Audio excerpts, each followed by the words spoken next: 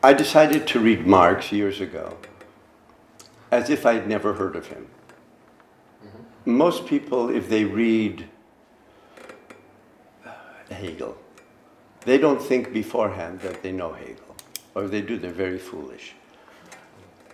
So they read Hegel to try to see what he is arguing. My experience has been that many people read Kapital as if they already know what Marx is saying, and they just want to see how he says it. So how does he, in a sense, justify positions that he had already expressed, for example, in the Communist Manifesto? And I think that's a mistake. It's a serious mistake, and for me personally, the reception of the Grundrisse was extremely important in making clear to me that whereas I think in much Orthodox Marxism,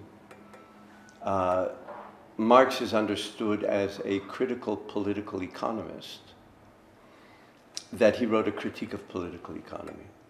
And I think there's a fundamental difference between being a critical political economist and writing a critique of political economy. The critique of political economy, its central theme is that the commodity form, and therefore value, is historically specific. So it's not as if the problem with Adam Smith was that he didn't consistently understand that it's only workers who create the surplus. Sometimes he says that, sometimes he has various factors of production. But that Smith didn't understand that value is historically specific to capitalism. The dialectic of value and use value has too often been interpreted, even by people like Lukács, and to some degree I would say by Adorno, as they understand the commodity form really as the domination of value over use value. So that in a sense, use value then just has to emerge from under the shell of value. And I think that the dialectic that Marx develops in Kapital is much more complicated than that. There is a dialectic of value and use value. And it gives rise to an increasing contradiction between what is and what could be. So that the standpoint of the critique is what could be, not the use value that is subsumed by value. People who focus only on the market and private property essentially are not focusing on value. Or what they think is that value is a category of the market. When Marx speaks of the historical specificity of value, he talks about the historical specificity of a form of wealth that is created only by the expenditure of human labor time. The question of the market is a question that he deals with in Volume 2, which has to do with how surplus value is mediated and circulated. That in Marx's time, the two were intimately tied together is clear. But the first volume of Kapital, that depends on the theory of value pointing beyond itself, doesn't depend on the mode of distribution. It depends on the temporal measure of wealth. And once you have that in place, then I think it becomes understandable why the Soviet Union was not and could never have been socialist. And it seems to me that the debate between the Bolsheviks and the Mensheviks at the beginning of the 20th century was unfortunate in that it was all placed in terms of class. So the Mensheviks didn't say that you need capitalism to have socialism, but that you need bourgeois domination before you could have proletarian domination. Lenin then argued that the Russian bourgeoisie were incapable. And at first, it seemed as if he thought that the proletariat would have to accomplish what the bourgeoisie already accomplished. And then that sort of got lost in the shuffle. So that it's a serious mistake to view the Soviet Union as the only problems were political, bureaucratization, Stalin, but that the basis was socialist. The basis was the same as in the West, with the difference that primitive accumulation had to be effected. So the planning was the planning of primitive accumulation. That's not a recipe for socialism. Now, if anything, one could argue that the experience of the Soviet Union showed that state control of value production is not an efficient way of distributing value. What I'm trying to suggest is that the ontologization of labor is a fetish. That is, it is the form in which a historically specific function of labor in capitalism appears to analysis as the expenditure of human energy. Muskel, nerve, Hirn, und so weiter. Yeah, but it can't be that. It can't be that. Human physiology remains transhistorical. Value doesn't. And I think one of the reasons why the book, Capital, is easy to misunderstand is that whereas in the Grundrisse, because he's writing notes to himself, he will say value is historically specific. In Capital, it has to be, everything has to be immanent. So it appears transhistorical. It only emerges that it's not transhistorical once he introduces machinery and large-scale industry. When Marx introduces, he has three major chapters on Kooperation, Manufaktur, große Industrie. When he introduces cooperation, he talks about how the workers working together, just by virtue of working together, they have a productive force which is greater than the sum of their parts. And that productive force belongs to the capitalist. Good. If that would be as far as Marx got, then the negation of that would be you do away with the capitalist, and the productive force created by the workers belongs to them. It's theirs, collectively. In manufacture, it's already a little tricky. It's a little tricky because the nature of the labor itself is terrible. It's terrible. Each person, you know, Adam Smith has this famous example of the pin factory where somebody pulls a piece of wire 48,000 times a day. If you do away with the capitalist, what is left? Somebody pulling 48,000 times a day, except now he'll get the pins. That for Marx is not emancipation. But even more significantly, once he moves to what he calls große Industrie, which is really about science, what he says is that the productive capacity of Capital no longer can be reduced to that of the immediate workers. So the immediate workers are there as necessary for Capital, but no longer, in a sense, for the, he begins using words like Gattungsvermögen, which has extended beyond what the workers produce. So that in a sense, what he in his early writings, and maybe ontologized, I'm not sure, called Gattungswesen, is something which is created by capital as capital. So capital becomes the constitution of species general capacities that could be used to reorganize labor so that people didn't have to pull wire 48,000 times a day. The fact that they do, for Marx, value theory in part explains that.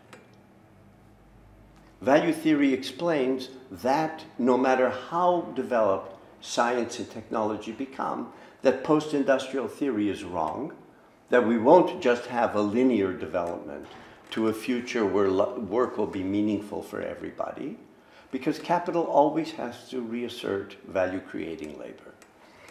And it seems to me that that's a fundamentally different perspective than classical Marxism.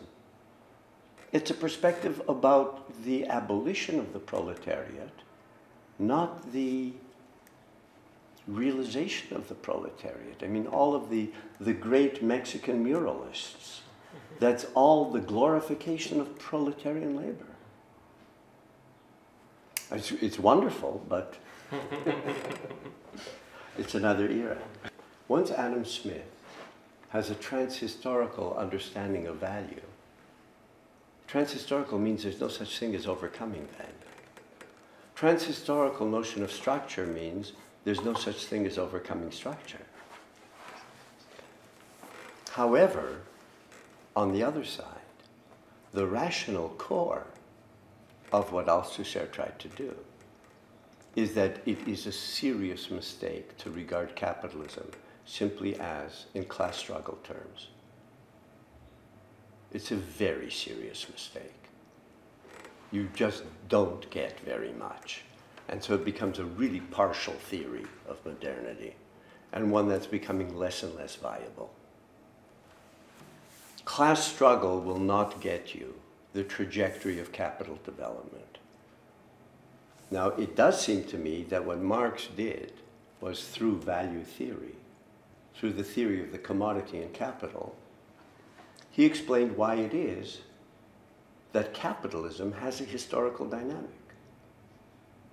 So that the existence of a historical dynamic, A, is a characteristic of capitalism. No other society has that. So it's not that you have this evolutionary movement from Urschleim zu Scheidemann. Yeah. However, if you don't understand the logic of capital, then you are truly helpless.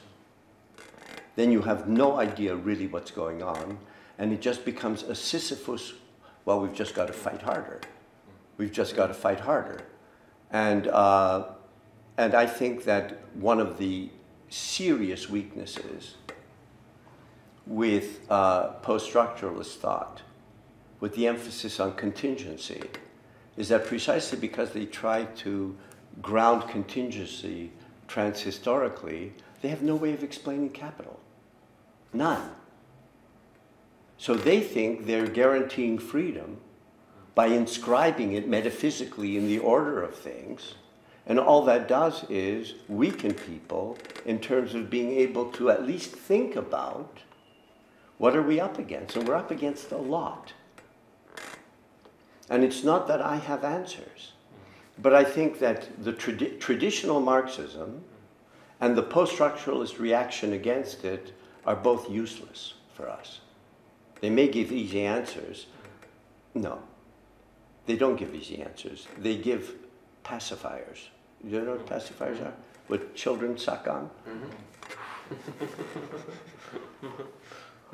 People don't think of themselves historically.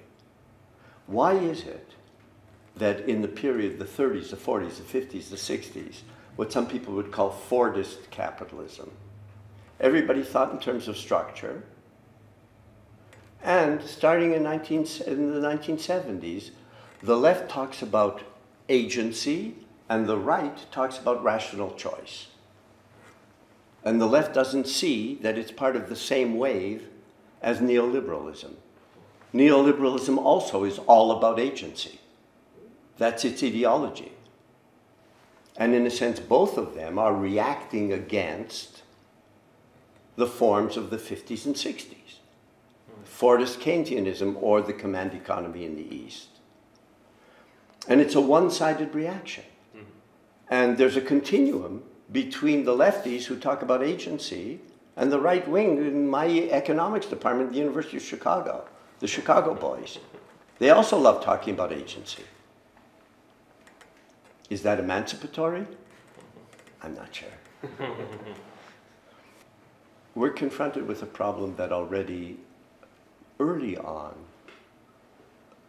the Frankfurt School saw and couldn't solve, which is, with Pollock's thesis of state capitalism, the idea was that the market and private property are abolished, and the result isn't good, which means that this is an inadequate theory as a theory of liberation. Then they, I think, turned themselves inside out trying to come up with one. And that's the reason, because they reached a dead end, that Habermas took the road that he did. But he took the road that he did because they ran into a dead end. And I think he's right that they ran into a dead end. There's no just going back to Adorno and that's the answer. However, since 73, there is no going back. There's no going back to the Keynesian welfare state. It's not just because the bourgeoisie suddenly got more strong than the workers, and if the workers get strong again, we can have Keynesianism again. It's not going to happen. And the Soviet Union collapsed, and it wasn't a model anyway, but certainly its collapse means this is not a model. And as long as people think that they know what socialism is, and it's just a matter of, does the theory tell us, give us Handlungsanweisungen, then it's easy. But under these circumstances, the entire thing is much more up for grabs. And that's one of the reasons why I went back to try and come up with a theory of capital that didn't depend on private property in the market. That's a losing proposition, historically. Either you come up with a critique of capitalism that isn't dependent on the market and private property, or you might as well give up the critique of capitalism and just say, okay, let's criticize modernity. I think it's a very difficult question. I think it's a complicated one. On the one hand, I think that, at least for some people, the attempt to find out the degree to which you can use the capitalist state to make capitalism a little more humane is worthwhile. There are, however, serious restrictions. The main restriction is no capitalist state can exist if valorization doesn't happen. That doesn't mean that everything has to follow one model or another. There can be different models by which you can effect valorization. And I think that political struggle there is important. However, a lot of this political struggle has to become global in ways in which it just has not. Global does not mean running to the third world and glorifying a local resistance group. Or everybody from Frankfurt in the 70s went and built one road in Portugal. This is not global. This is a debased notion of internationalism, which is that we support the nationalism of somebody else. Which is, if there's ever a real theory of nationalism written, people should stop looking at the state and they should start looking at the left. Because the left has been nationalist of somebody else for a long time. And then you might get at understanding. This isn't only an accusation and a criticism, but also it's a problem to understand. Then maybe you could understand the kind of consciousness that goes into nationalism. At least when it was nationalism of, and I've written about this, when it was nationalism of, let's say, the Vietnamese, you could tell yourself that this was in the name of a progressive alternative. The Vietnamese were building socialism. You may not have liked the socialism, but the idea was that the Americans are preventing something that is progressive. And not only are they preventing it, they're preventing it in an extremely brutal fashion. But the idea was fighting against the Americans was fighting for something progressive. With the Iraq War, that's not the case anymore. Es schadet nicht, diese Forderungen zu stellen. Aber die Forderungen werden sehr leicht dann nationalistisch. Und ich meinte es nicht jetzt bezüglich linken Nationalismus, sondern eine Art von Xenophobie. Und man sieht das sehr stark in den USA. Und es ist auch mit ein Grund, warum es ist gerade die Arbeiterklasse, die sehr stark nach rechts gegangen ist. Und das ist nicht einfach ein Mythos, weil ihre Arbeitsplätze sind unter Beschuss durch mehrere Entwicklungen. Nicht nur, weil es gibt so viele illegale Einwanderer, sodass die Illegalität wird einfach auch zu einer Art von Lightning Rod, ein Blitzableiter für vieles. Aber diese vieles auch existiert. Es ist nicht einfach ein Hirngespinst seitens dieser Arbeiter, dass ihre Arbeitsplätze gehen verloren. Es ist nur, dass sie verstehen gar nicht, was die Prozesse sind.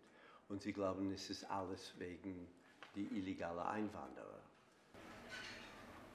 Ich finde, dass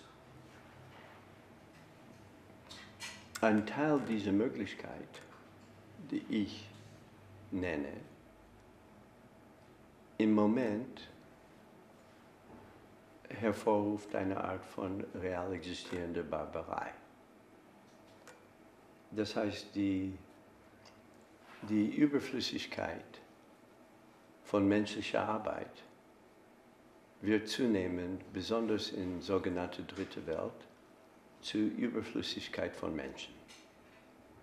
Die riesigen Städte im Süden, Lagos, Sao Paulo, Mexiko, sind nicht wie, sagen wir, am Anfang des 20. Jahrhunderts. Man hat ein paar Städte, die explosiv gewachsen sind, besonders Berlin und Chicago. Aber sie waren proletarische Städte. Diese neuen Städte sind lumpenproletarisch. Und es gibt keine Möglichkeit, dass sie werden proletarische Städte. Und ich bin mir nicht sicher, was für eine Politik daraus folgt. Und ich finde, dass wir in einer sehr schwierigen Situation sind. Und ein Teil, die traditionelle Linken, die nur auf die traditionelle Arbeiterklasse pochen, historically they're lost. And the people who thought Third World Revolution was going to save everything were lost even when they began, and now it's just become completely clear. I mean, you have to be blind, literally blind. They tried to say, well, because Mubarak was an American ally, as if you didn't have the same terroristic state apparatus under Sadat and Nasser.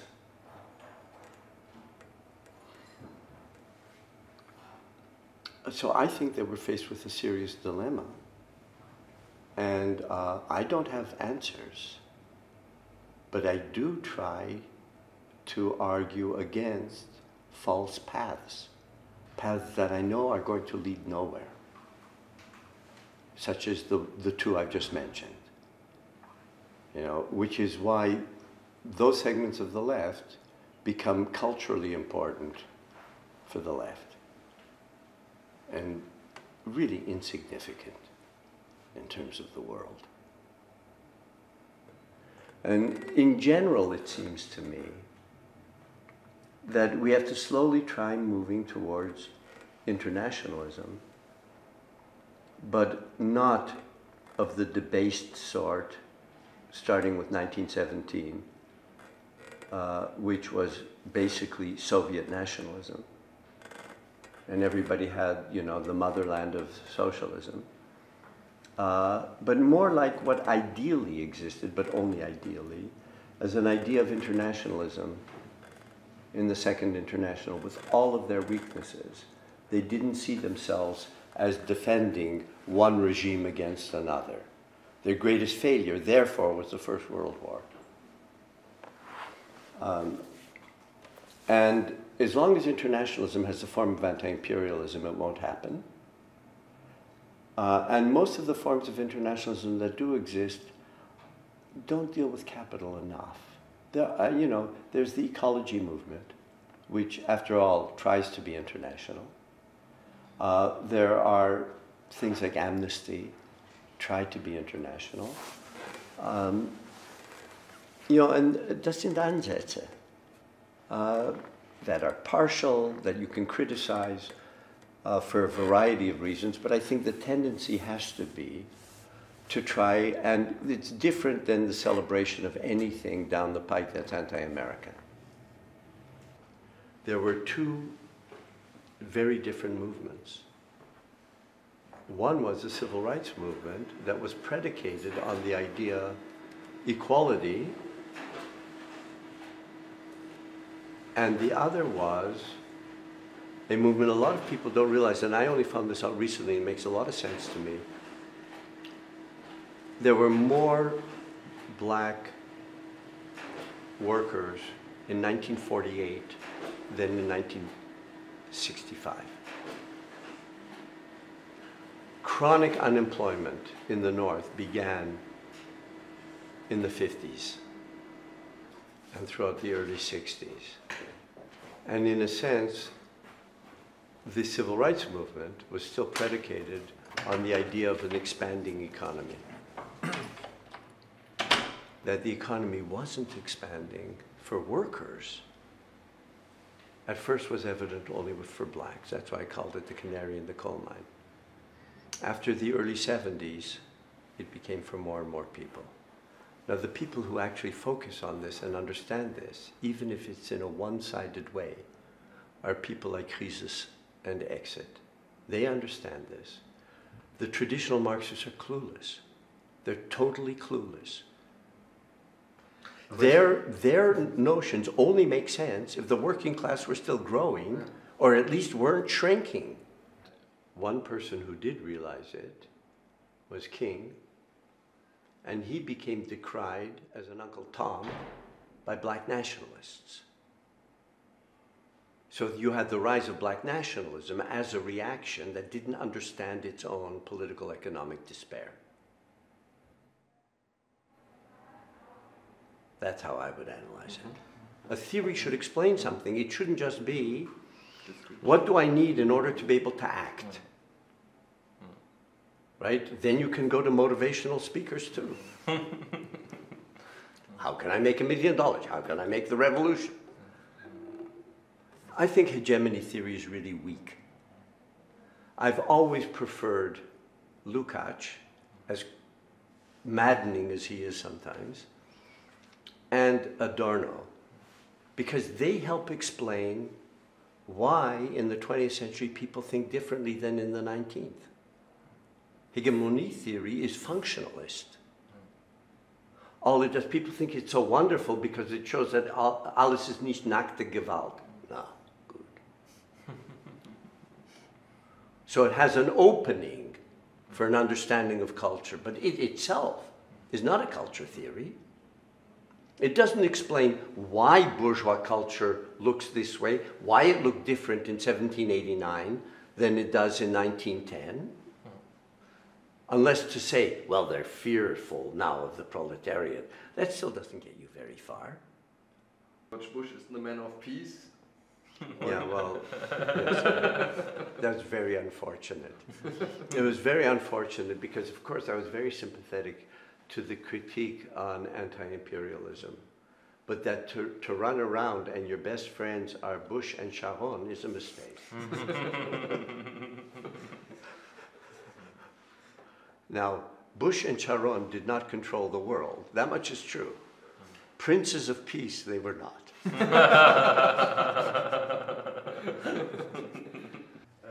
Yain, like many reformist movements, I think it's extremely important to realize that actually capitalism is destroying the globe. It really is. I think there are contradictions, deep contradictions, with any idea of green capitalism. Nevertheless, there's also deep contradictions with social democracy. That is, so as a reformist movement, it can also indicate the limits of capitalism for anything green. If it reaches more people than a pure green movement, that's not so bad. So I don't think that it should be viewed the way any reformist movement is viewed, which is, does it help create a consciousness then that will lead to an awareness of the limits of its own program? Now, I don't know enough about specifically what they mean by green capitalism, but it strikes me as being a reasonable reformist movement that will run up against its limits. The fact that it will, well, I'm repeating myself, doesn't mean that therefore you throw it in the garbage can. All reformist movements run up against limits. The question is what you do once you reach the limits. Okay, that's the short answer.